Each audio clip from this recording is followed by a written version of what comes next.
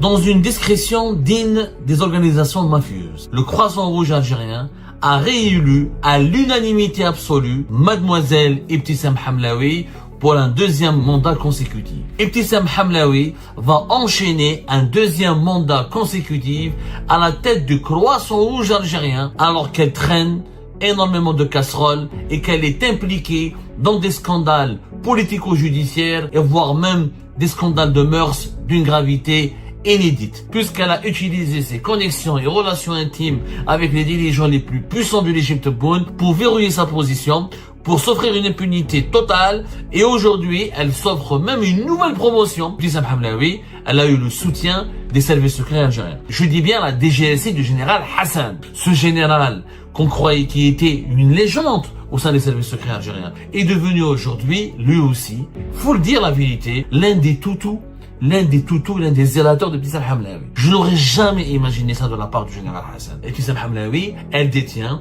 tous les secrets de l'intimité des dirigeants algériens. Elle louait une villa d'El Ibrahim. Elle avait une villa qu'elle louait d'El Ibrahim. Dans cette villa d'El Ibrahim, elle organisait des soirées libertines.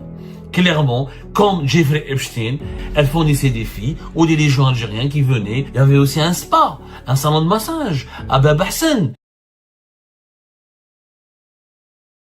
Dans une discrétion digne des organisations mafieuses et loin de toutes les caméras, loin de tous les regards des journalistes algériens et en l'absence de tous les médias algériens. Hier, le 9 mai 2026, lors d'un congrès organisé encore une fois dans la plus grande discrétion, voire même dans le secret le mieux préservé, le Croissant Rouge algérien a réélu à l'unanimité absolue Mademoiselle Ibtissam Hamlaoui pour un deuxième mandat consécutif. Ibtissam Hamlaoui va enchaîner un deuxième mandat consécutif à la tête du Croissant Rouge algérien alors qu'elle traîne énormément de casseroles et qu'elle est impliquée dans des scandales politico-judiciaires et voire même des scandales de mœurs d'une gravité inédite. Bienvenue, mesdames et messieurs, dans ce que je vais appeler aujourd'hui l'affaire Epstein.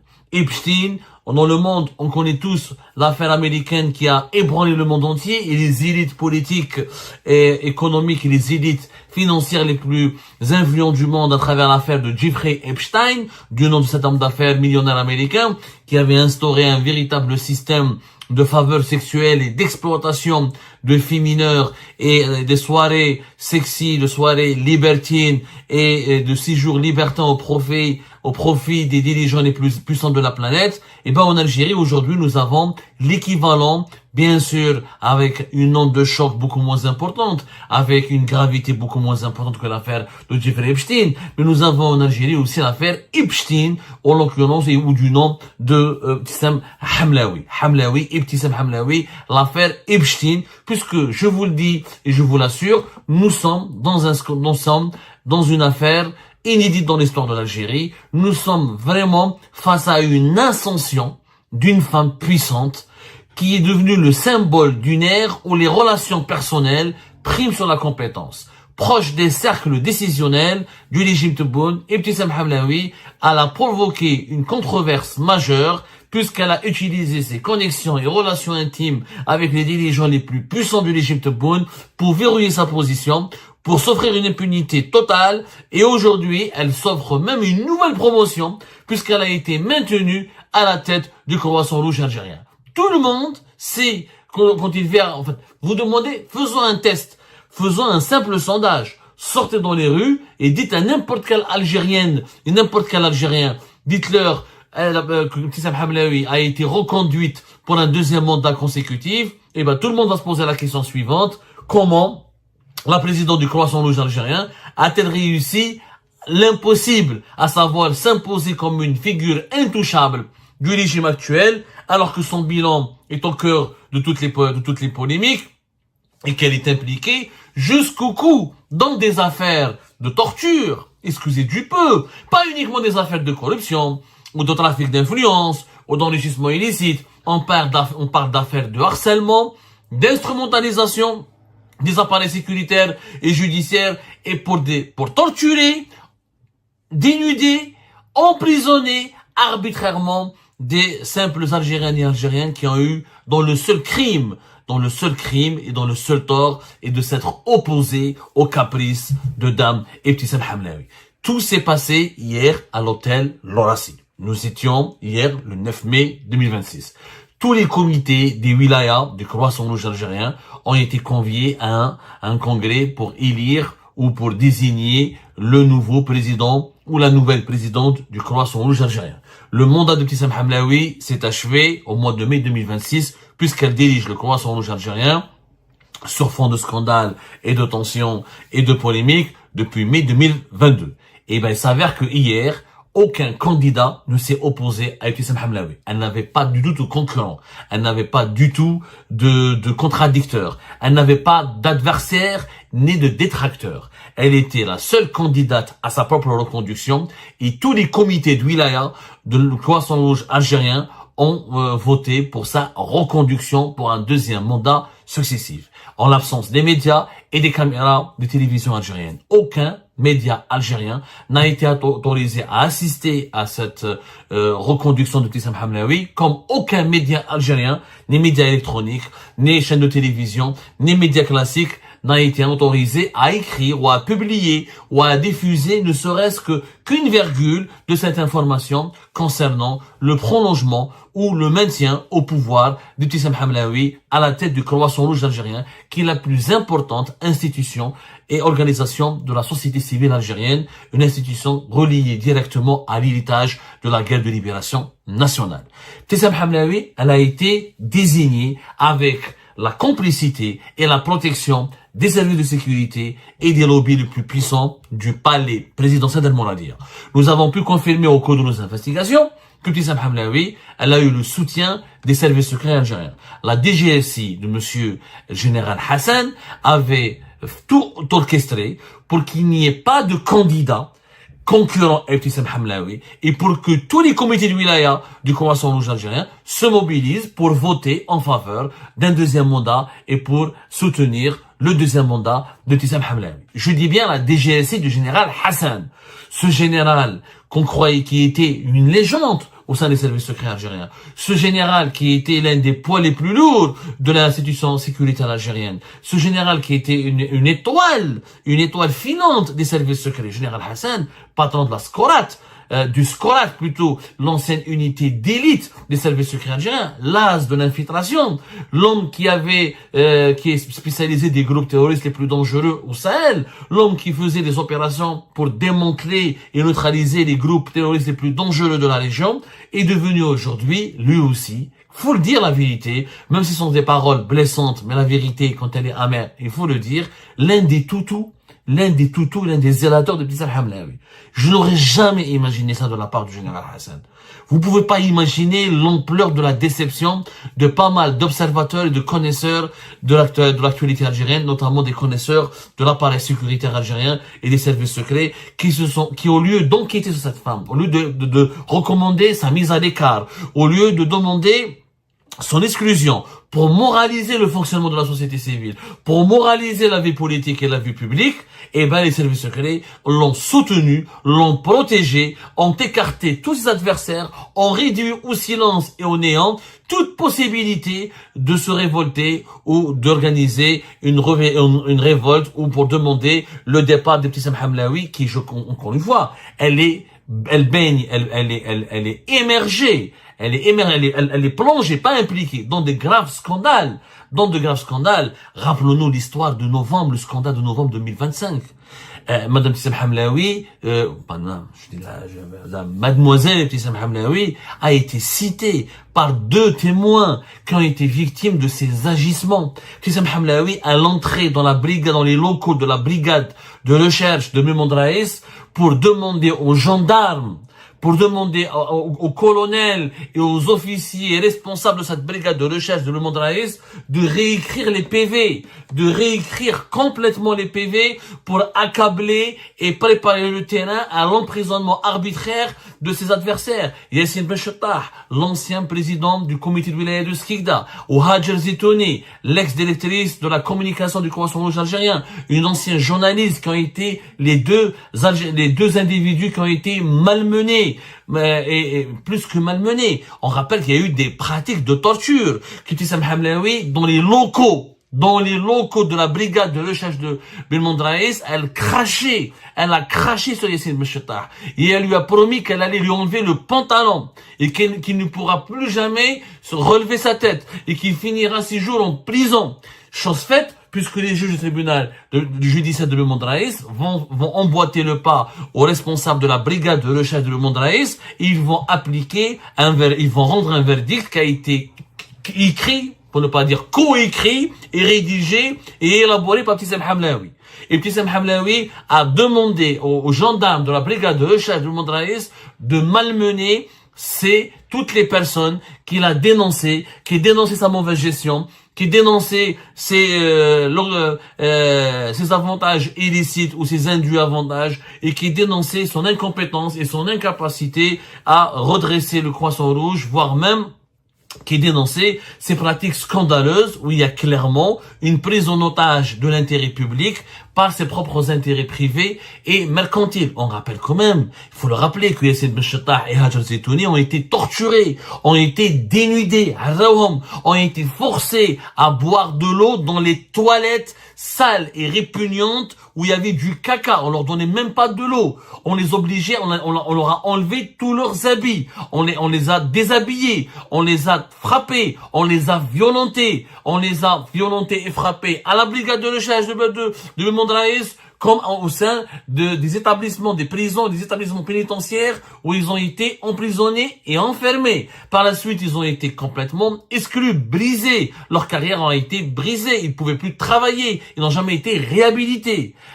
Ibtissam Hamlaoui, on connaît son affaire depuis novembre 2025 à cause, ou j'allais dire même pas grâce, à cause de l'éditrice, la fameuse éditrice qui a été emprisonnée le 1er novembre 2025, l'éditrice Salima Mlezi, qui est l'épouse d'un écrivain et d'un chroniqueur, l'ancien fondateur du journal Khabar, qui a été emprisonné rapidement et qui a été malmené, qui a emprunté le même circuit que Yassine Benchettah et Hajar Zetouni, à savoir la brigade de recherche de Belmondo Raïs, ensuite le tribunal judiciaire de Belmondo Raïs, pour un commentaire sur Facebook où elle avait critiqué, où elle avait vilipendé et critiqué Ibtissam Hamlaoui. Ibtissam Hamlaoui, qui est critiqué par plusieurs de ses adversaires et ses anciens collaborateurs et ses anciens les anciens employés du Croissant Rouge algérien, qui ont critiqué la manière avec laquelle elle gérait la distribution de l'aide du Croissant Rouge algérien, dans la manière avec laquelle elle gère les deniers publics du Croissant Rouge, les subventions publiques, la manière avec laquelle elle a imposé son diktat, son pouvoir, et la manière avec laquelle elle privilégie ses intérêts personnels au détriment de l'intérêt général et de l'intérêt public.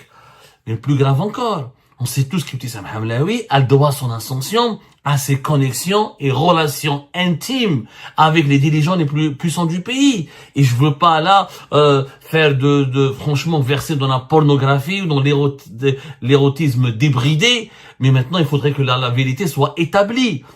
Les services de sécurité, que ce soit le renseignement intérieur comme le renseignement extérieur. Et Yassine Benchettah, au début du mois de novembre, quand il était en fuite en Tunisie à l'étranger avec Hajar Zetouni, c'est le renseignement intérieur, la DDSE du général Fethi Moussaoui, qui ont tout fait pour le convaincre et pour le manipuler pour qu'il rentre en Algérie. Ils lui ont promis des suites judiciaires à ses révélations s'il confiait tous les dossiers en sa possession au renseignement extérieur, alors que le renseignement extérieur n'avait pas du tout la qualité de police judiciaire. Yassine Benchettah s'est entretenu pendant plusieurs dizaines d'heures, pour ne pas dire plusieurs dizaines d'heures, avec des enquêteurs de la DDSE. Il aura tout dit, tout donné, tout expliqué, tout dévoilé, avec des documents, avec des faits, en citant des témoins. Il aura montré par A plus B que cette femme, elle est corrompue, qu'elle est déséquilibrée, et qu'elle fait du chantage, et qu'elle est profondément immorale, et qu'elle est dévergondée.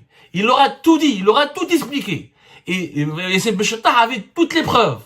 Rien n'a été fait. On l'a maintenu, on l'a bloqué en Algérie pendant plusieurs semaines, on lui a enlevé son passeport, ensuite on l'a menacé, ensuite on l'a terrifié, ensuite on lui a demandé de déposer plainte contre certains opposants basés à l'étranger, ensuite on lui a fait du chantage.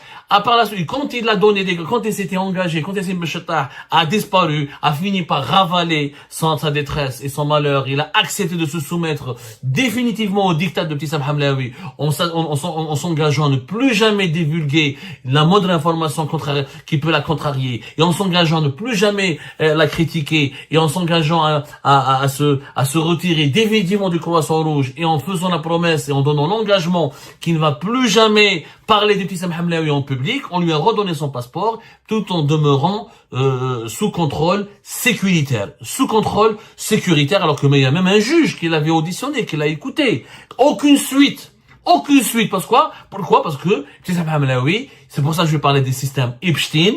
Il y a Jeffrey Epstein et nous avons Ibtissam Hamlaoui Epstein. Parce que Ibtissam Hamlaoui, elle détient tous les secrets de l'intimité des dirigeants algériens. C'est la courtisane préférée et la courtisane bien aimée de tous les dirigeants les plus importants du régime Tebboune. Il faut le dire, c'est la vérité. Général Hassan lui embrasse les pieds. Fethi Moussaoui lui embrasse les pieds. Kamel Sidi Saïd lui embrasse les pieds. Directeur général de la cellule de communication de la présidence de la République. Les juges lui embrassent les pieds. Les gendarmes lui embrassent les pieds. Les policiers lui embrassent les pieds. Lui lèche les pieds. À défaut de pouvoir lécher autre chose, pardonnez-moi le terme, mais je ne veux pas verser encore une fois, ni dans la pornographie, ni dans l'érotisme, mais la vérité des faits doit être rétablie. Pourquoi Ibtissam Hamlaoui, elle est si puissante? Parce que elle a des relations intimes, personnelles, clairement, elle est copine à pas mal de dirigeants. Cette relation intime a donné lieu à des fréquentations, à des liaisons intimes. C'est en plus, Ibtissam Hamlaoui, elle louait une villa d'El Ibrahim. Elle avait une villa qu'elle louait à d'El Ibrahim entre 2022 pratiquement jusqu'à 2025. Dans cette villa d'El Ibrahim, elle organisait des soirées libertines. Clairement, comme Jeffrey Epstein, Ibtissam Hamlaoui a instauré un système Epstein. Elle fournissait des filles aux dirigeants algériens qui venaient, à des dirigeants, à des colonels. Il y avait Nasser Djen, il y avait Kamel Sidi Saïd, il y a tout le monde l'a fréquenté. Boualam, Hamada Jamirouche, tout le monde a fréquenté ou là a passé des soirées avec Ibtissam Hamlaoui et son réseau de filles. Voilà, je ne veux pas vous faire un tableau des soirées libertines. Alors, c'est pas comme l'affaire Epstein, peut-être qu'on va découvrir plus tard qu'il y avait des filles qui ont été contraintes ou de coucher avec tel dirigeant ou de donner leur faveur ou de satisfaire les penchants libidinaux des dirigeants algériens qui étaient ramenés, qui étaient invités par Ibtissam Hamlaoui. Moi, je sais par exemple des employés, des collaboratrices de Ibtissam Hamlaoui au sein du Croissant Rouge algérien ont été plusieurs fois contraintes par Ibtissam Hamlaoui à enlever leur foulard, à s'habiller de façon provocante, alléchante, à recourir à la séduction. Et Ibtissam Hamlaoui voulait les entraîner dans des réseaux de fréquentation, dans des soirées, dans des dîners, dans des rencontres où il y avait toujours des dirigeants algériens. Clairement, elle faisait l'entremetteuse. Elle faisait l'entremetteuse pour ne pas dire autre chose. Donc, elle mettait en contact des dirigeants avec des filles, elle leur ramenait des filles. Et c'est ce qui se passait à la villa de Del Ibrahim. Et ça, tout le monde le sait au sein du régime. Mais personne n'a le courage de le dire. Personne n'a le courage de le dire parce qu'ils ont tous peur. Pourquoi? Parce que on veut pas toucher à Ibtissam Hamlaoui parce qu'elle connaît les secrets de tout le monde. Et elle peut balancer sur tout le monde. Elle peut balancer des dossiers sur tout le monde. Elle a certainement des photos. Elle a certainement des vidéos. Elle a certainement des enregistrements. Elle est maligne, Ibtissam Hamlaoui. Elle est maligne. Elle ne se contente pas de gagner les faveurs des dirigeants. Elle ne se contente pas de les charmer, de les séduire ou de les rendre amoureux d'elle. Elle veut avoir une emprise sur eux. Pour avoir une emprise sur eux, elle doit les tenir par quelque chose. Et elle les tient par leur intimité.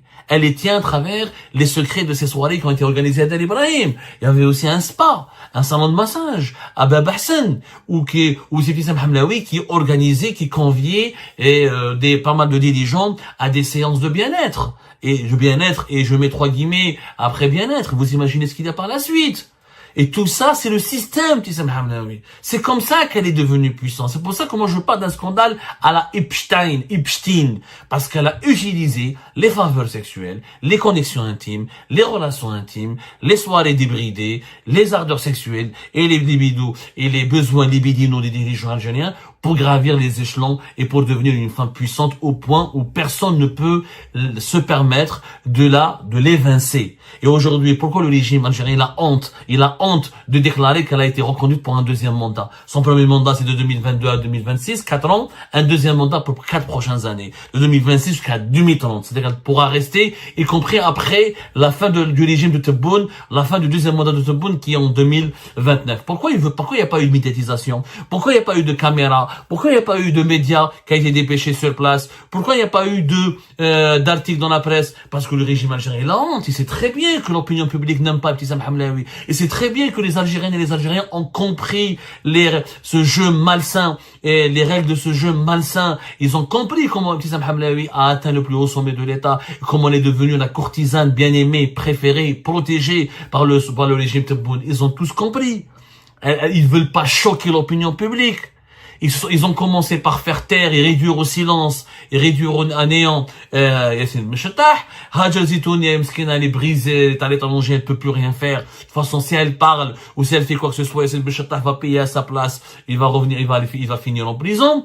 L'éditrice, tous les autres détracteurs ou dénonciateurs de Ibtissam Hamlaoui, où ils ont fait de la prison, où ils sont menacés, harcelés, intimidés, ils vivent sur le territoire algérien, ils ne peuvent rien dire. Ils ne peuvent absolument rien faire. Ils sont pris au piège. Ils sont même pas pris au piège. Ils sont tout simplement sous une chape de plomb. Ils savent très bien que leur vie est en danger. Personne ne peut parler. Ou ils seront emprisonnés, ou menacés, ou carrément leur intégrité physique sera en danger. Du coup, Ibtissam Hamlaoui, elle est protégée. Elle a un boulevard royal de l'impunité. Elle est tout simplement bon, c'est vrai qu'elle a disparu des médias. La seule chose que le régime Tebboune a fait pour ne pas provoquer la colère populaire, pour ne pas provoquer l'exaspération de l'opinion publique algérienne, Ibtissam Hamlaoui, elle est mise à l'écart médiatiquement. C'est fini les caméras de télévision, les longues interviews, les portraits dans la presse algérienne, les articles élogieux, les articles dithyrambiques. D'ailleurs, Ibtissam Hamlaoui qui aime la mise en scène, qui aime se mettre en scène, qui aime les lumières, qui aime les caméras, qui aime montrer sa beauté, sa féminité et surtout sa réussite éclatante. Elle est aujourd'hui très frustrée de cela. Elle sait très bien qu'elle est indésirable. Elle sait très bien qu'elle est devenue un fardeau. Mais elle ne peut pas se permettre de revenir en arrière. C'est foutu pour elle. Elle sait très bien que si elle est mise à l'écart, elle finira en prison, ou convoquée, ou interdite de quitter le pays, et elle sera en grand danger. Sa seule protection est de rester au pouvoir et de jouir encore des avantages et des privilèges du pouvoir.